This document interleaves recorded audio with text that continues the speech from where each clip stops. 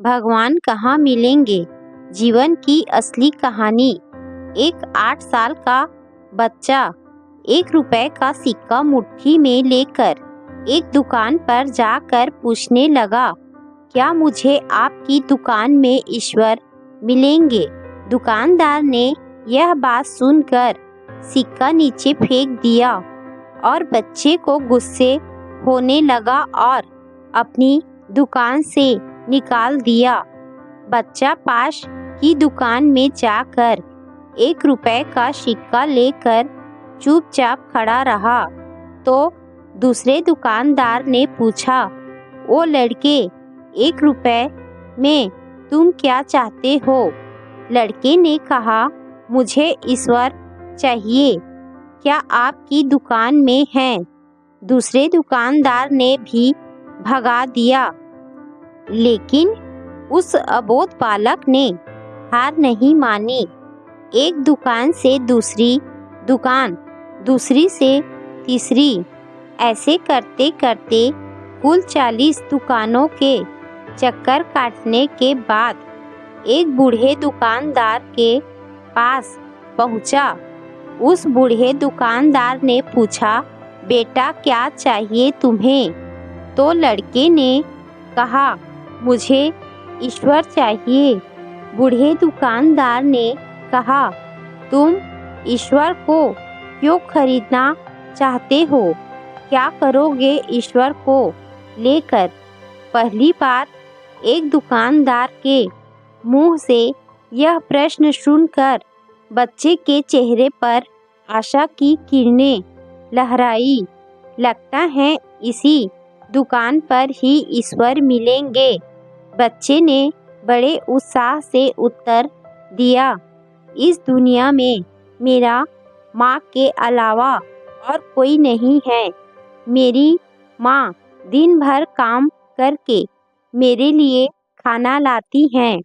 मेरी माँ अब अस्पताल में है, वह बहुत बीमार है।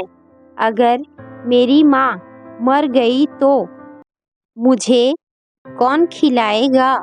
डॉक्टर ने कहा है कि अब सिर्फ ईश्वर ही तुम्हारी माँ को बचा सकते हैं। क्या आपकी दुकान में ईश्वर मिलेंगे?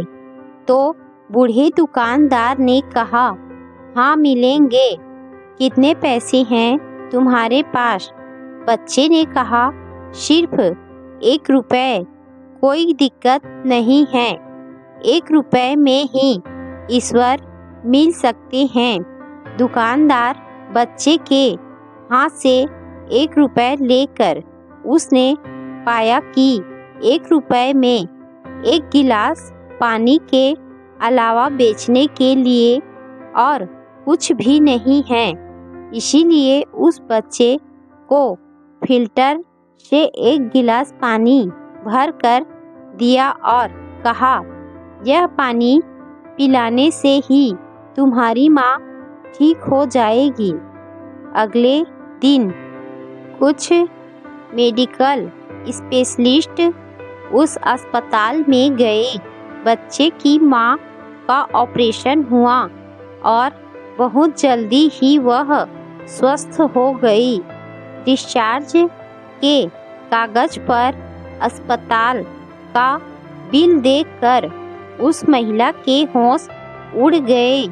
डॉक्टर ने उन्हें आश्वासन देकर कहा, टेंशन की कोई बात नहीं है। एक वृद्ध सज्जन ने आपके सारे बिल चुका दिए हैं, साथ में एक चिट्ठी भी दी है। महिला चिट्ठी खोलकर पढ़ने लगी। उसमें लिखा था, मुझे धन्यवाद देने की कोई आवश्यकता नहीं है। आपको तो स्वयं ईश्वर ने ही बचाया है। मैं तो सिर्फ एक जरिया हूँ।